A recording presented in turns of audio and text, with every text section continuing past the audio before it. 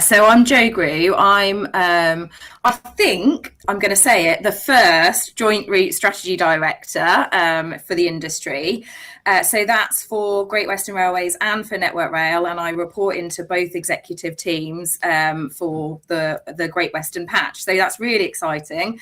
What does it mean? Because I'm not really sure that job titles tell you very much, but effectively I am leading on the strategic investment for both organisations as we move towards public ownership and then GBR. And I've got a joint team that covers off both Great Western colleagues and Network Rail colleagues, and we are working up what we want the network to look like both now in the short term, medium term, and then way into the future, 30 years time. So we're going out and we're talking to stakeholders, we're talking to local authorities, we're talking to mayoral combined authorities. We are then looking at what our passenger demand data is telling us. And those two things combined, we're working up what we want the vision for this piece of railway to look like and what kind of services we want to provide, what connectivity options we want to provide, and what investment we want to make over the next 10 to 15 years. So when did that team, when that role was it created? Is that fairly recent? How long has this integrated role existed? So the integrated role has existed since earlier this year. Okay, so it's quite fresh. Yeah, it's quite fresh. But to be frank, we have worked really closely together as two organisations in the investment space anyway, probably for the last decade. Okay, and actually we've seen some really great stuff out of the collaborative approach and the relationships that we've built over that time, but it hasn't been straightforward, and we have at times had different priorities. We've had to have commercial agreements in place. Network Rail projects might want to do one thing whilst GWR and the customer might want another, and it's been challenging to get those to meet. So we've delivered some really good stuff, but actually what we're seeing now with the teams coming together and us aligning those priorities and the vision is we're already seeing that we're delivering more for customers and we're doing it cheaper. Yep. So I've got some really good examples where I can cite already, even though we're only 6 months in, where we've seen real financial savings or savings that the customer will really feel on the ground. Yeah, absolutely. So one of the things I kind of wanted to there is lots of talk about how GBR is critical for this integration, but as you say, there's been a decade now in the case of Great Western, a decade of integration between track and train, which is a rather crude way of putting it. I much prefer between infrastructure and operations. You might sort of say as much closer ties. I'd love to, you kind of allude to it there, actually. I'd love to kind of explore how that closer integration is working on the ground ahead of GBR, providing us that legal integration, if you like. Clearly, a lot has happened. So you said there are some examples of really successful kind of working. What are those, and how has that looked on the ground? So if I reflect back perhaps to a few years ago, working together as separate organisations, we've achieved some really great stuff across the network.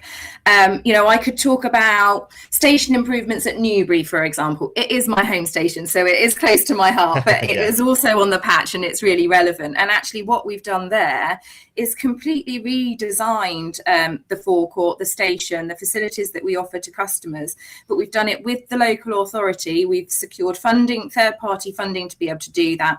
We've consolidated parking, and we've been able to create a much nicer space for customers with better facilities, better parking facilities, better cycle facilities. But actually what it's done, more importantly, is it's opened up the ability for jobs, housing and growth in the area. So we've seen already in that small area 300 new residential units being built on a car-free sort of deal, so they don't come with car parking spaces. So actually the station is critical for people to be able to move around and get to work and for leisure, etc. Doubly beneficial in that case, because not only are you that is a much more sustainable development, so it's the right kind of development that we want to see.